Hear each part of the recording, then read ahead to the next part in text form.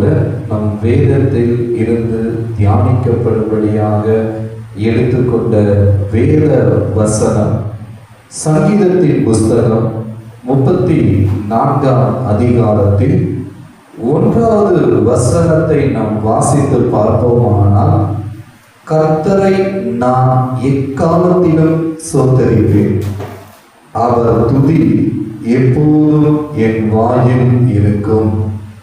கர்த்தரை நான் எக்காலத்திலும் ஸ்தோத்தரிப்பேன், அவர் துதி எப்போதும் என் வாயில் இருக்கும். நாம் அவரை துதித்து கொண்டே இருக்க வேண்டும்.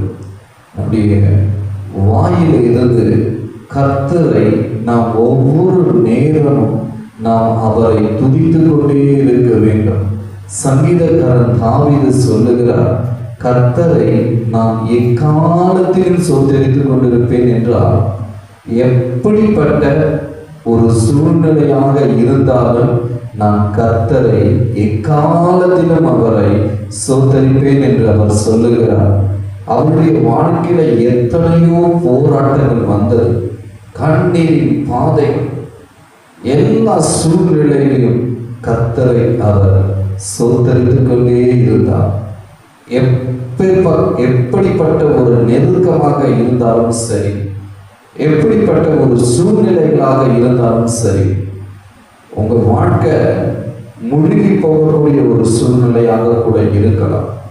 ஒருவேளை உங்களுடைய வாழ்க்கையில நீங்க கண்ணீரின் பாதையில நீங்க போய் கொண்டிருக்கிறவர்களாக இருக்கலாம்.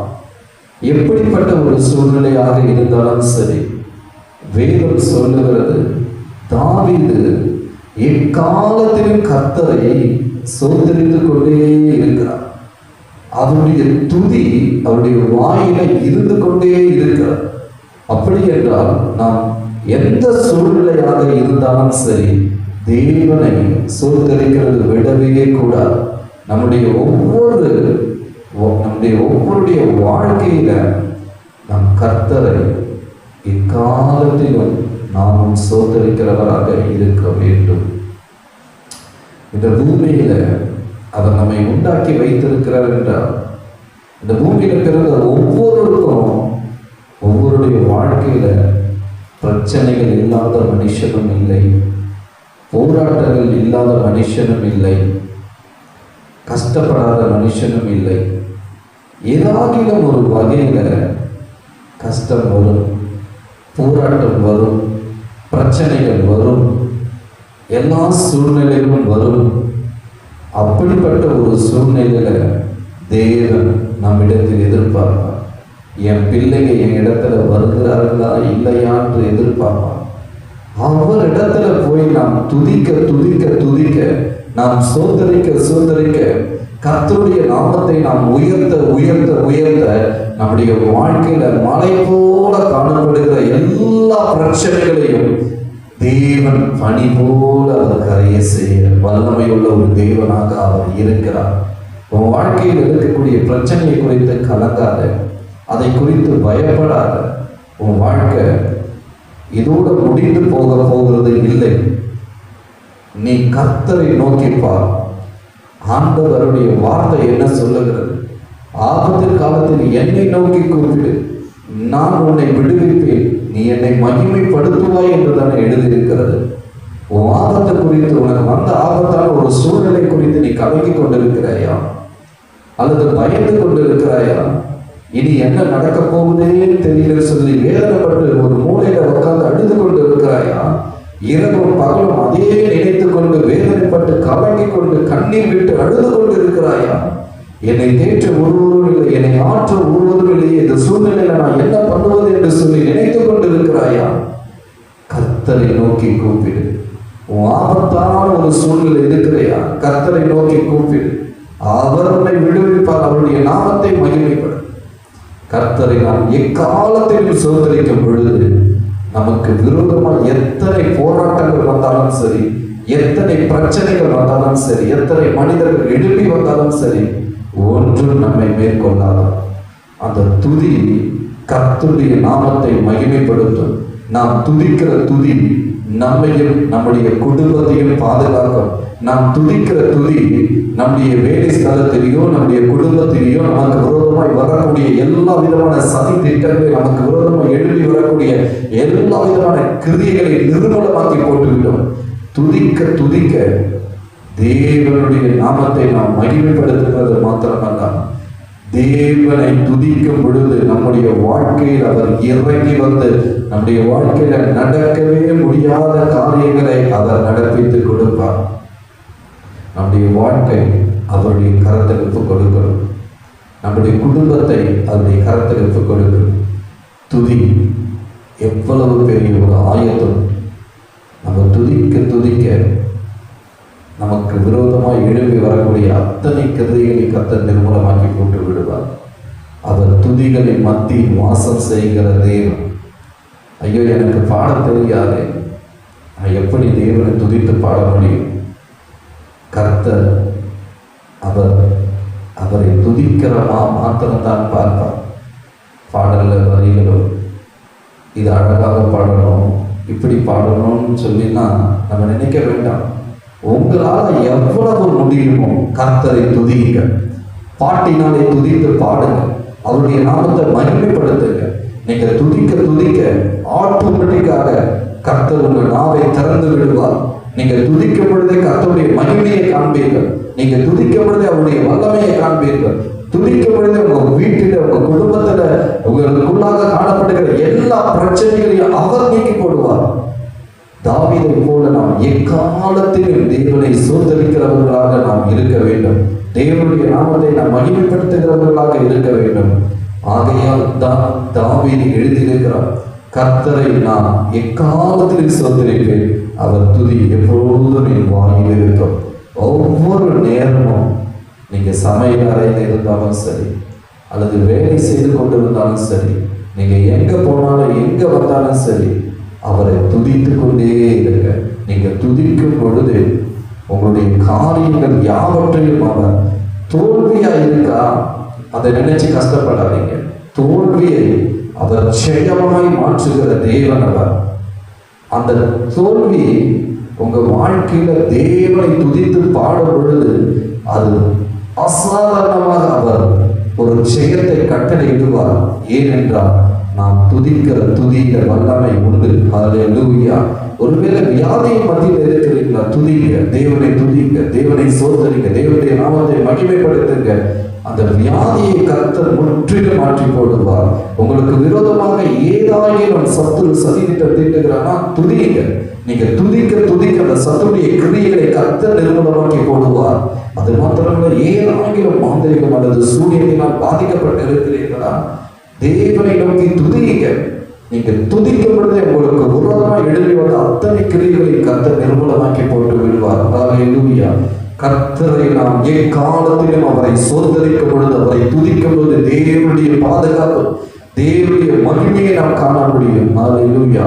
கர்த்தருடைய நாமத்திற்கு மாத்திரம் மகிமை உண்டாவதால் இந்த நாளிலும் கூட கர்த்தரை நாம் இன்றிலிருந்து ஒவ்வொரு நாளும் அவரை நாம் துதித்து பாடும் பொழுது கர்த்தர் நம்முடைய வாழ்க்கையை முற்றிலுமாக, இப்பொழுது இருக்கிற இந்த சூழ்நிலையை முற்றிலும் அவர் மாற்றி போடுவார். கர்த்தருடைய நாமத்திற்கு மாத்திரம் மகிமை உண்டாவதாக. இந்த நாளில் உங்களுக்காக ஜெபிக்கிறேன். ஒருவேளை நீங்கள் வியாதியிலேயோ அல்லது கடன் பிரச்சனையிலேயோ அல்லது வேறு எந்த போராட்டத்திலே நீங்கள் இருந்தாலும் இப்பொழுது உங்களுக்காக நான் ஜெபிக்கிறேன். கர்த்தர் உங்களுக்கு அதிலிருந்து சுகத்தையும் அற்புதத்தையும் விடுதலையும் அவர் கொடுப்பார். ஹல்லேலூயா. எங்கள் அன்பின் பரலோக பிதாவே, இயேசு கிறிஸ்துவின் நாமத்தில் இப்பொழுதும் கூட ஆண்டவரே, இந்த வீடியோ பார்த்து கொண்டிருக்கிற ஒவ்வொருவருக்காக உடைய சமூகத்தை நோக்கி வருகிறோமா? யாருடைய வாழ்க்கையில கண்ணீரின் பாதையில் ஆண்டவரை வேதனைப்பட்டு கொண்டிருக்கிறார்களோ, கலங்கி கொண்டிருக்கிறார்களோ, இனி நான் என்ன செய்ய போகிறேன், என் வாழ்க்கை இப்படி இருக்கிறதே என்று சொல்லி ஆண்டவரே கலங்கி கொண்டிருக்கிற ஒவ்வொருடைய வாழ்க்கையை கர்த்தாவே கண்ணோக்கி பார்ப்பீராக. ஆண்டவரே, இந்த வேலையிலே உடைய கரம் அவர்கள் மீது இறங்கி வரட்டுமா? நீ சமீபத்துக்கு மாத்திரமல்ல தூரத்துக்கு தேவன் என்று சொன்னீரே. ஆண்டவரே, விசுவாசத்தோடு கூட இந்த வீடியோ பார்த்து கொண்டிருக்கிற ஒவ்வொரு பிள்ளைகளையும் கர்த்தர் இந்த வேலையை தொடுவீராக. அவர்களுடைய வியாதியின் படுக்கையை கர்த்தர் மாற்றுவீராக. எந்த கேன்சர் வியாதியா இருந்தாலும் சரி, எந்த கிட்னி செயலிழந்து போயிருந்தாலும் சரி, அது யூட்ரஸ் ப்ராப்ளமாக இருந்தாலும் சரி, அது வேற எந்த வியாதியாக இருந்தாலும் சரி, ஒருவேளை ஆண்டவரே பிபி நிமித்தமாய் ஆண்டவரே பிளட் லாக் ஆகி ஆண்டவரே ஒருவேளை கை கால் செயலிழந்து போய் வாய் செயலிழந்து போய் இருப்பார்களானால் கர்த்தருடைய வல்லமை அவர்கள் மீது இப்பொழுது இறங்குவதாக. கர்த்தர் தொடுவீராக. இயேசுவின் நாமத்தினால் அவர்கள் மீது வல்லமை இறங்கட்டும் இப்பொழுது, இறங்கட்டும் இப்பொழுது ஆண்டவரே. இயேசுவின் நாமத்தினால் கேன்சர் வியாதி சுகமாவதாக. இயேசு கிறிஸ்துவின் நாமத்தினால் இப்பொழுது கிட்னி வியாதி சுகமாவதாக. இயேசு கிறிஸ்துவின் நாமத்தினால் இன்னும் என்ன என்ன வியாதியில டாக்டர்களால் கைவிடப்பட்ட நிலைமையில இருக்கிற ஒவ்வொருவரும் மீது கர்த்தருடைய வல்லமை இப்பொழுது இறங்குவதாக. இயேசு கிறிஸ்துவின் நாமத்தினுடைய வல்லமை இறங்கட்டும் இப்பொழுது. தேவனுடைய கரம் இப்பொழுது தொடுவதாக. அவருடைய வியாதியின் படுக்கை அத்தனை மாற்றி போடுவதாக. நடக்க முடியாத கால் பலவீனமாய் காணப்படுகிற ஒவ்வொருடைய கால் பகுதி மூன்று பகுதிகள் இயேசுவின் வல்லமை இறங்கட்டும் இப்பொழுது. ஆண்டவரே, தகவல் கால் பலனடையட்டும் ஐயா. இப்பொழுதே பலவீனமாய் காணப்படுகிற கால்கள் இயேசுவின் நாமத்திலே பலனடைவதாக. கர்த்தருடைய கரம் இறங்கட்டும் இப்பொழுது ஆண்டவரே. கை செயலிழந்து போய் கை தூக்க முடியாமல் இருக்கிறவர்களுக்கு இயேசுவின் நாமத்தினால் இப்பொழுதே கை சுகமாவதாக. ஆண்டவரே, கண் பார்வை மங்களாய் காணப்படுகிற ஒவ்வொருடைய கண்கள் இயேசுவின் வல்லமை இப்போ இறங்கட்டும் இப்பொழுது, இறங்கட்டும் இப்பொழுது ஆண்டவரே. தேவ வல்லமை அவர்கள் கண்களில் இறங்கட்டும் இப்பொழுது. கண்கள் தெளிவாய் காணப்படுவதாக. யார் யார் செவி மந்தமாய் காணப்படுகிறது என்று வேதனைப்பட்டுக் கொண்டிருக்கிறார்களோ அவருடைய காதுகளில் இயேசுவின் வல்லமை இப்பொழுது இறங்கட்டும் இப்பொழுது ஆண்டவரே. மந்த நாவு உள்ளவர்களுடைய நாவு இயேசுவின் நாமத்தினால் திறக்கப்படுவதாக. வாய் பேச முடியாதபடி காணப்படுகிற சிறு குழந்தைகளிலிருந்து பெரியவர்கள் வரைக்கும் இயேசுவின் நாமத்தினால் அவருடைய வாய்களை கதை தொடுவீராகப்பா. இயேசு கிறிஸ்துவின் நாமத்தினால் இப்பொழுது அற்புதம் நடக்கும், இப்பொழுது அற்புதம் நடக்கட்டும் ஐயா. யார் யாருக்கு என்ன என்ன வியாதிகள் இருந்தாலும் இப்பொழுது தொடர்புள்ள காயப்பட்ட கரத்தை அவர்கள் மீது வைப்பீராக. கர்த்தராகிய இயேசு கிறிஸ்துவின் நாமத்தில் ஒரு அற்புதம் நடக்கட்டும் இப்பொழுது. ஒரு விடுதலை கிடைக்கட்டும் இப்பொழுது ஆண்டவரே. அந்த பிள்ளைகளை கர்த்தர் இந்த வேலையை தொடுவீராக ஐயா. ஒரே மாந்திரிகத்தினால் சூரியத்தினால் பாதிக்கப்பட்டு விடுதலை ஆக முடியாமல் இரவும் பகலும் கண்ணீரின் வாழ்க்கையில குடும்பத்தில் தவித்துக் கொண்டிருக்கிற ஒவ்வொரு மீதும் வல்லமை இறங்கட்டும் இப்பொழுது. இயேசுவின் நாமத்தில் அற்புதம் நடக்கட்டும் இப்பொழுது. இயேசு கிறிஸ்துவின் நாமத்தில் விடுதலை உண்டாகட்டும் இப்பொழுது. கர்த்தரின் கரம் இறங்குவதாக. அவருடைய கண்ணீரின் வாழ்க்கை மாறுவதாக. அவருடைய சூழ்நிலை கர்த்தர் மாற்றுவீராக ஐயா. யார் யார் கடன் பிரச்சனைகள் தவித்துக் கொண்டிருக்கிறார்களோ ஒவ்வொருடைய கடன் பிரச்சனை இப்பொழுதே நீங்குவதாக. கர்த்தர் இந்த கடன்களை அடைக்கத்தக்கதான வழி வாசலை கர்த்தர் ஏற்படுத்தி கொடுப்பீராகப்பா. இதோ இந்த வீடியோ பார்த்து கொண்டிருக்கிறவர்களிலே திருமணம் ஆகி இன்னும் கர்ப்பத்தின் கனி உண்டாகவில்லை என்று சொல்லி ஏங்கிக் கொண்டிருக்கிறவர்களுக்கு இயேசுவின் நாமத்தினால் இப்பொழுதே அற்புதம் நடக்கட்டும் இப்பொழுது. இயேசு கிறிஸ்துவின் நாமத்தினால் அற்புதம் நடக்கட்டும் ஐயா. அந்த பிள்ளைக்கு ஒரு கர்ப்பத்தின் கனியை கர்த்தர் ஆசீர்வதிப்பீராக. இதுவரைக்கும் ஆண்டவரே தகப்பனை வேதனை கண்ணீரின் வாழ்க்கை அவமானத்தின் பாதையிலே பிள்ளைகள் போய்கொண்டிருப்பார்களானால் கர்த்தர் இப்பொழுதே ஒரு அற்புதத்தை செய்கிறார் ஐயா. இந்த ஆண்டிலே இவர்களுக்கு ஒரு நன்மை நடந்து தேவனுடைய நாமத்தை இவர்கள் மகிமைப்படுத்த திரும்ப செய்யப்பா. திருமண தடை உள்ள ஒவ்வொருடைய திருமண தடைகளை கர்த்தர் நீக்கி போடுகிறாங்க. இதோ சுகப்பிரசவத்திற்காய் ஏற்று அடவே தகப்பனே சுகப்பிரசவத்திற்காய் காத்து கொண்டிருக்கிற ஒவ்வொரு பிள்ளைகளை கர்த்தர் இந்த வேலையை கண்ணோக்கி பாருங்க.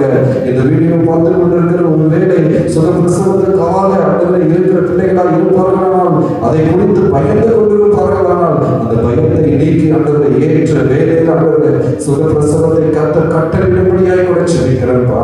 ஒவ்வொருடைய வாழ்க்கையை கர்த்தர் நன்மைகளை செய்து அண்டவரே அந்த பிள்ளைகளை கர்த்தாவே நீ ஆசீர்வதிக்கும்படியாக இயேசு கிறிஸ்துவின் நாமத்தினால் இவர்களை ஆசீர்வதித்து ஜெபிக்கிறேன். நீர் அப்படியே இவர்கள் வாழ்க்கையில் செய்த நன்மைகளுக்காக உனக்கு நன்றி செலுத்துகிறோம், மகிமை செலுத்துகிறோம். கர்த்தருடைய நாமம் மாத்திரம் மகிமைப்படுவதாக. இயேசு கிறிஸ்துவின் நாமத்தில் ஜெபிக்கிறோம் எங்கள் ஜீவனுள்ள நல்ல பிதாவே. ஆமென், ஆமென். கர்த்தருடைய நாமம் மகிமைப்படுவதாக. அது மாத்திரமில்லாமல் தேவ அன்பின் திருச்சபை, இந்த தேவ அன்பின் திருச்சபை பற்றவாக்கம் போற பகுதியில் மேனாம்பேடு என்கிற இடத்தில் கருக்கு மெயின் ரோடு பெட்ரோல் பங்க் இருக்கிறது. அந்த பெட்ரோல் பங்குக்கு அருகாமையில் பிஸ்மி சிக்கன் சென்டர் சொல்லி ஒரு சந்து ஒன்று வரும். அந்த சந்தில் வந்து ஃபர்ஸ்ட் லெஃப்ட் ஃபர்ஸ்ட் ரைட் வந்தீங்கன்னா இந்த தெய்வ அன்பின் திருசபை இருக்கிறது. தெய்வ அன்பின் திருசபை நம்பர் 8 சர்ச் தெரு, பாரத் நகர், விரிவாக்கம், கருக்கு மெயின் ரோடு, மேனாம்பேடு, சென்னை 6,53,000. நீங்கள் மேலும் தொடர்பு கொள்ள வேண்டிய தொலைபேசி எண் 984632935. மறுபடியும் சொல்றேன், 9846329335. அடுத்த நம்பர் 7395805260. இந்த நம்பருக்கு நீங்கள் தொடர்பு கொள்ளும் பொழுது இதில் உங்களுக்கு விவரமாக இந்த ஊழியத்தை குறித்து சொல்லப்படும். மேலும் இந்த திருச்சபையினுடைய ஆராதனைகள் ஒவ்வொரு வாரமும் ஞாயிற்றுக்கிழமை சபை ஆராதனை காலை 8:30 மணிக்கு நடைபெறும். 8:30 மணியில் இருந்து 11 மணிக்குள்ளாக ஆராதனை முடிவடையும் என்பதை இந்த வீடியோ மூலமாக தெரிவிக்கிறோம். அது மாத்திரமல்லாமல் ஒவ்வொரு மாதமும் 2வது சனிக்கிழமை இயேசு கிறிஸ்துவின் அற்புத சுகமளிக்கும் விடுதலை கூட்டமும் இந்த இடத்தில் நடைபெறுகிறது. தீராத வியாதி உள்ளவர்களுக்காக அல்லது மாந்திரிகம் மற்றும் சூரியத்தினால் பாதிக்கப்பட்டு விடுதலையை ஆக முடியாமல் இருக்கிறவர்களுக்காகவும், கேன்சர் வியாதி, கிட்னி செயலிழந்து போய் இருக்கிறவர்களுக்காக, மருத்துவமனைக்கு சென்று சுகமடையாமல் எவ்வளவோ ட்ரீட்மெண்ட் எடுத்து குணமாக முடியாமல் இருக்கிறவர்களுக்காக ஜெபங்கள் ஏறெடுக்கப்படும். அநேக ஜெப குறிப்புகளும் இந்த ஆலயத்தின் மூலமாக வருகிறவர்களுக்காக இந்த இடத்திலிருந்து ஏறெடுக்கப்படும். இயேசு கிறிஸ்து உங்களுடைய வாழ்க்கையில் அற்புதம் செய்வார். நான் ஏற்கனவே சொன்ன அந்த தொலைபேசி நம்பருக்கு ஃபோன் பண்ணி வர விரும்புவர்கள் இதை குறித்து நீங்கள் மேலும் விவரங்களை அறிந்து உங்கள் அனைவரையும் அன்புடன் கூட நாங்கள் அழைக்கிறோம். இது மாத்திரமல்லாமல் இது வரைக்கும் வேறு எந்த சபைக்கும் போகாமல் இருக்கிறவர்களாக இருக்கிறீர்களானால்,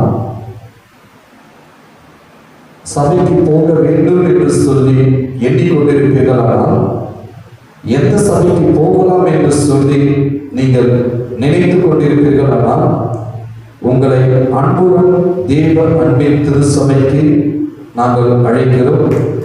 கர்த்தர் உங்களை ஆசீர்வதிப்பார். இந்த தேவ அன்பின் திருச்சபை மூலமாக கர்த்தர் அநேகருக்கு அநேக அற்புதங்களை செய்வார். கர்த்தர் தாமே உங்களை ஆசீர்வதிப்பாராக.